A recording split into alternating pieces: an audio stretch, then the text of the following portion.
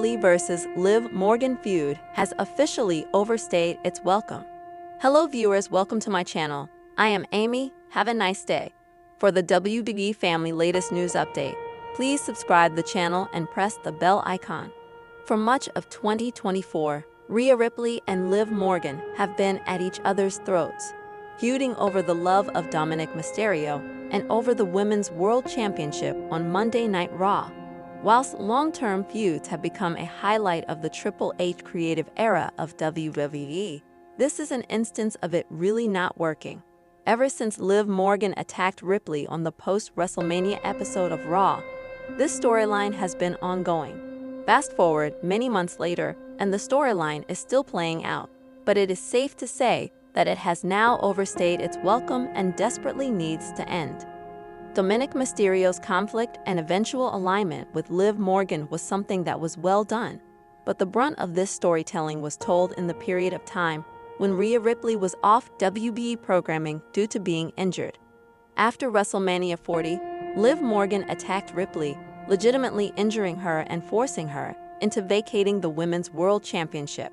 This added a lot of heat to the storyline, and it was something that allowed Morgan to develop her heel work. She had something to boast about, especially when she won the title, adding so much depth to her character instead of what was likely the original plan of Ripley being champion and Morgan winning the gold off her. Morgan began targeting Dominic Mysterio, leading to very good character performances from both. Ripley's absence built anticipation for her eventual return, with a lot of interest in what her reaction would be to the ongoing flirting and potential affair going down between Morgan and Mysterio.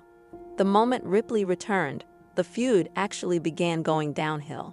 WWE being forced to pivot and change plans led to them having to think up creative ways to continue the story in Ripley's absence, but when she returned, things became very simple and bland when it came to the storytelling on a week-to-week basis.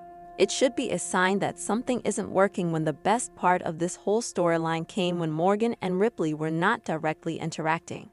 When battling over many months, it often means that wrestlers should really have a baseline level of chemistry to warrant such a lengthy storyline and rivalry, especially one which features a series of matches.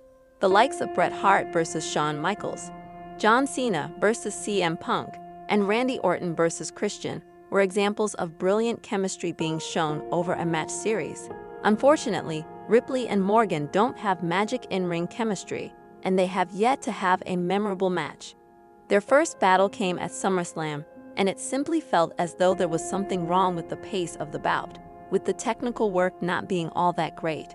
It was fine, but it failed to do anything to be more than plain average. The match was all about the finish, with Mysterio turning against Ripley and finally joining up with Morgan. For a first match, this served its purpose. Next up came a mixed tag team match featuring Rhea Ripley and Damian Priest taking on Liv Morgan and Dominic Mysterio.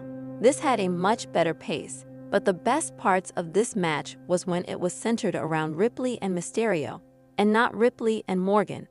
Additionally, the Judgment Day was made to look like a joke, as they failed to succeed despite a ridiculous amount of interference. Then came the Shark Cage match at Bad Blood, with most of the focus being on Mysterio in the cage. Ripley and Morgan once again failed to show any real chemistry, having a basic match that felt off the pace. The finish was botched too, with the referee Enrico Rodriguez mistiming an interference, resulting in the match being thrown out and a very awkward moment. Fans are not excited to see Ripley and Morgan have yet another singles match, even though it is inevitable.